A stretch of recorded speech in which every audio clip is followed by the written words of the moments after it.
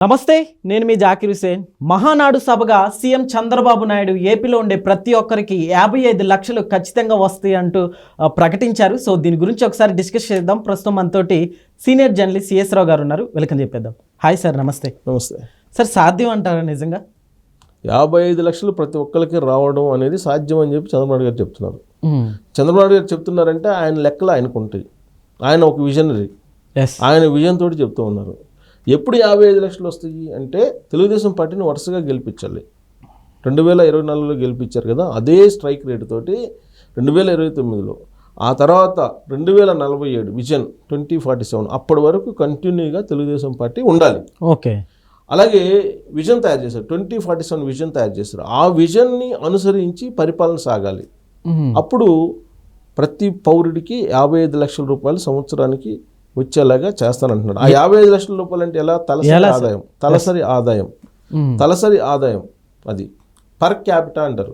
ఈ per capita ప్రస్తుతం 2.5 లక్షలే ఉంది ఇప్పుడు ఏపీలో. దాన్ని 55 లక్షలు తీసుకెళ్తాను అంటున్నాడు. పర్ క్యాపిటా ఇన్కమ్ను బట్టి ఆ రాష్ట్రం యొక్క ఆర్థిక పరిస్థితి ఎలా ఉందని చెప్పి లెక్కేస్తారు. అలాగే జీడిపిని బట్టి లెక్కేస్తారు. సో పర్ క్యాపిటా ఇన్కమ్ అనేది 2047 నాటికి 55 లక్షలు ప్రతి పౌరుడికి అవుతుందని చెప్పి. అంటే ఎలా, దీన్ని ఎలా లెక్కేస్తారు?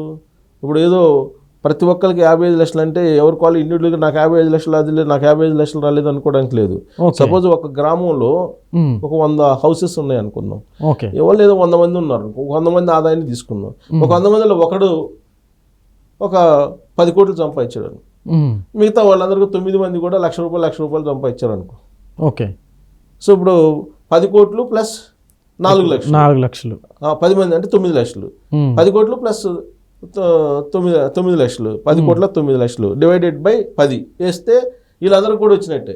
ఓకే, సో వీళ్ళందరికీ కూడా పర్ క్యాపిటల్ లెక్కన 55 లక్షలు వచ్చినట్టే. ఓకే, అంటే ఒకడికి 10 కోట్లు వచ్చినా వాడికి ఆదాయాన్ని వీళ్ళకి కూడా కలిపి వీళ్ళకి కూడా ఆదాయం వచ్చినట్టు లెక్కేస్తారు. షేరింగ్. ఓకే, సో ఇప్పుడు దేశంలో కానీ రాష్ట్రాల్లో కానీ లెక్కేసేది అదే. ప్రపంచంలో కూడా అన్ని దేశాలు అన్ని రాష్ట్రాలు లెక్కేసేది అదే. కానీ కొన్ని రాష్ట్రాలు కొన్ని దేశాలు మాత్రమే హ్యూమన్ ఇండెక్స్ని లెక్కేస్తాయి. హ్యూమన్ ఇండెక్స్, హ్యాపీ ఇండెక్స్ ఇలాంటివి ఉంటాయి. వీటిని బేరీజ్ వేసుకుని అసలు మనం ఎక్కడున్నాం అని చెప్పి వాళ్ళు ఎప్పటికప్పుడు అంచనా వేసుకుంటారు. ఇప్పుడు సంపద అని అంటే కేవలం డబ్బు ఒక్కటే కాదు. సంపద అంటే అనేక రకాల సంపద ఉంటుంది మనకి. సంపద అంటే పశువుల సంపద ఉంటుంది, అలాగే పంటలు సమృద్ధిగా పండితే అది సంపదే. డబ్బు ఒక్కటే సంపద కాదు కదా. సో కాబట్టి సంపద అని అంటే హ్యాపీగా ఉండటం అనేది కూడా సంపదే. అవును, నీ దగ్గర డబ్బులు ఉన్నంత మాత్రం నువ్వు హ్యాపీగా ఉన్నావని లేదు.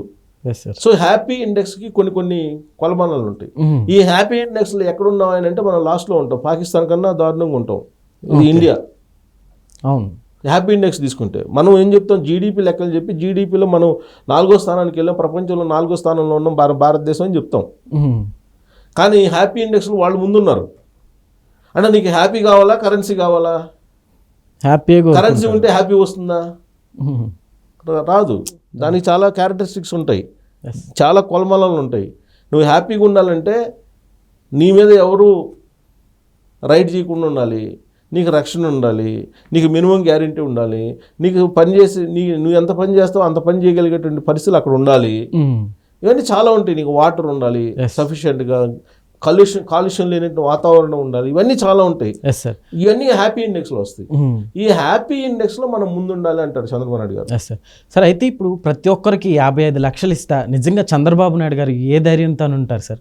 అదే కంటిన్యూషన్గా గెలిపించడానికైనా కానీ ఇప్పుడు ఒక పక్కన రాజధాని ఇచ్చిన హామీలు, సో డెవలప్మెంట్తో పాటు ఇవన్నీ తీసుకెళ్ళాలి. అట్లానే అసలు ఎంత టైం పడుతుంది అనుకుంటే? 2047 విజన్ 2047 కనుక సాకారం అయితే డెఫినెట్గా 55 లక్షలు వస్తాయి అని చెప్తున్నారు. అంటే ఇండివిజువల్గా కాదు, పర్ క్యాపిటల్ లెక్క చెప్తున్నాను ఆయన. పర్ క్యాపిటల్ లెక్క అంటే సింపుల్. నేను ఇందా చెప్పాను. సపోజ్ మీకు అందరికి అర్థమయ్యే భాషలో చెప్పాలంటే, చాలా సింపుల్గా చెప్పాలంటే, ఒక 10 రూపాయలు ఉందనుకోండి. ఒక 10 రూపాయలని ఒక 5 మంది సంపాదించారు. ఒక 5 మంది సంపాదించారు, 5గురు కలిసి. 5గురిలో 4గురు అసలు సంపాదన లేదు, ఒకడే సంపాదించాడు ఇంకా 10 రూపాయలు. ఒక 5గురు ఉన్నారు, ఒకడే మాత్రం 10 రూపాయలు సంపాదించాడు. సో ఈ 10 రూపాయలు డివైడెడ్ బై 2 వేస్తారు. అంటే 2 5లు 10, అంటే ప్రతి ఒక్కళ్ళు 5 రూపాయలు సంపాదించినట్టే లెక్కేస్తారు. సో బట్ మరి ఆ 10 రూపాయలు సంపాదించిన వాడు షేరింగ్ ఇస్తా అంటే ఒప్పుకుంటాడా? అదే లెక్క, అది పేపర్ లెక్క. అది జీడిపి లేదంటే ఈ పర్ క్యాపిటల్ అనేది ఒక పెద్ద మాయ. ఓకే. ఇప్పుడు ముఖేష్ అంబానీ ఆస్తులు ఉన్నాయి, మ్మ్. దాదాపు 8 లక్షల కోట్లు 10 లక్షల కోట్లు ఉన్నాయి. Yes. ఆయన సంపాదించిన 10 లక్షల కోట్ల రూపాయలు కూడా నీకు నాకు కూడా వేస్తారు పర్ క్యాపిటల్ ఇన్కమ్ కింద మ్మ్. దేశంలో తీసుకుంటే. ఓకే. అట్లా నీకు పర్ క్యాపిటల్ అంటే total amount divided by number of people వేస్తారు. మ్మ్. ఇప్పుడు ఇందాక 10 రూపాయలు సంపాదించాడు, 5 మంది ఉన్నారు, 10 రూపాయలు సంపాదించారు, ఓకే. 5 కనిపిస్తారు కానీ పని చేసేది ఒకడే పని చేశాడు. మ్మ్. 10 రూపాయలు అయితే ఉన్నాయి, 10 డివైడెడ్ బై 5 అంటే 5 రూళ్ళు అంటే 2 రూపాయలు ఒక్కొక్కరు సంపాదించినట్టు లెక్కేస్తారు. పని చేయనోడు కూడా 2 రూపాయలు లెక్కేసిన 2 రూపాయలు సంపాదించినట్టు లెక్కేస్తారు. మ్మ్. ఒక 5 ఉంటే ఒకడే సంపాదిస్తాడు 10 రూపాయలు. Yes. ఈ 5 రూపాయలు వీళ్ళకి సంబంధం లేకపోయినప్పటికి కూడా వీళ్ళు సంపాదించినట్టే వీళ్ళకి 2 రూపాయల లెక్కన పడిద్ది. మ్మ్. కానీ యాక్చువల్ 10 రూపాయలు ఎవరి దగ్గర ఉండేది? వీడి దగ్గర ఉండేది. Yes. మ్మ్. వీళ్ళ దగ్గర ఏమి ఉండవు. కానీ ఈ పర్ క్యాపిటల్ ఇన్కమ్లో వీళ్ళు కూడా 2 రూపాయలు లెక్కన సంపాదించినట్టు ఉంటుంది, మ్మ్. ఆన్ పేపర్ ఉంటుంది అంతే. Yes. కానీ ఫిజికల్గా వీడి దగ్గర ఉంటాయి డబ్బులన్నీ. Yes, sir. ఇది 55 లక్షలు అంటే. మ్మ్. 55 లక్షలు అంటే ఆయన ప్రతి కుటుంబంలో కూడా ఒక ఇండస్ట్రియలిస్ట్ ఉండాలి అంటున్నారు. మ్మ్. ప్రతి కుటుంబంలో ఒక పారిశ్రామికవేత్త ఉండాలి అంటున్నారు. అందుకే టాటా కన్సల్టెన్సీ వాళ్ళతోటి ఇన్నోవేషన్ హబ్ని ఏర్పాటు చేశారు. మ్మ్. ఆ ఇన్నోవేషన్ హబ్ని ద్వారా ఎవరెవరైతే ఏ రంగంలో ఔత్సాహికంగా ఉన్నారో వాళ్ళని ఐడెంటిఫై చేసి మ్మ్. వాళ్ళతో కుటీర పరిశ్రమలు పెట్టి, లేదంటే కొన్ని పెద్ద కంపెనీలు వస్తున్నాయి కదా, మల్టీనేషనల్ కంపెనీలు, వాటికి తోడుగా ఉండేటువంటి కంపెనీలు పెట్టి ఆ కంపెనీల ద్వారా వీళ్ళని పారిశ్రామికవేత్తలు చేయాలి అనేది ఆయన PPP 3 తయారు చేశారు. Public private people's participation.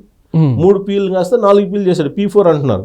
ఈ P4 ఫార్ములా ద్వారా ఏం చేస్తున్నారంటే ఇండస్ట్రియలిస్టులుగా మార్చాలి, ప్రతి కుటుంబంలో ఒకళ్ళని ఇండస్ట్రియలిస్టులుగా మార్చాలి అని అంటున్నారు. సో ప్రతి కుటుంబంలో సపోజ్ ఒక కుటుంబంలో 4 అన్నదమ్ములు ఉన్నారు. ఈ 4 అన్నదమ్ముల్లో ఒక అతను ఇండస్ట్రియలిస్టులు అయ్యాడు అనుకో, ఓకే. మిగతా 3 కూలి పని చేసుకుంటున్నా మ్మ్. ఆ 4 ఇతను సంపాదించేటువంటి డబ్బు ఏదైతే ఉందో ఈ డబ్బుని వీళ్ళు కూడా సంపాదించినట్టు లెక్కేస్తారు. Okay.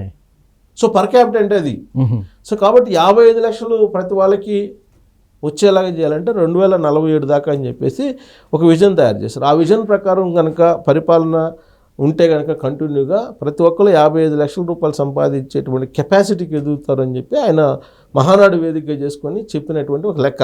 Yes. So happy index కూడా చెప్పాడు ఆయన.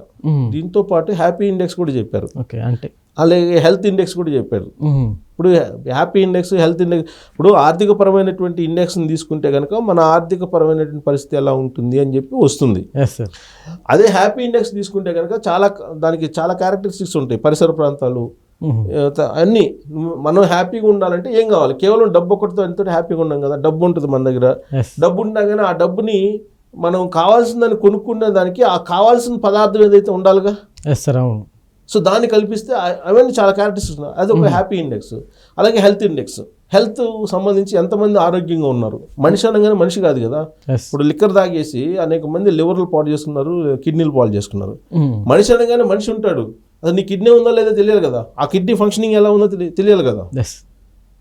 అది సో హెల్తీ ఇండెక్స్ అంటే ఆరోగ్య సూచిక అంటారు దీన్ని తెలుగులో. Mm. సో హెల్తీ ఇండెక్స్లో ఎక్కడ ఉన్నాం మనం, హ్యాపీ ఇండెక్స్లో ఎక్కడ ఉన్నాం, ఫైనాన్షియల్కి సంబంధించినటువంటి ఇండెక్స్లో ఎలా ఉన్నాం, ఫిజికల్ ఇండెక్స్ దాంట్లో ఎక్కడ ఉన్నాం.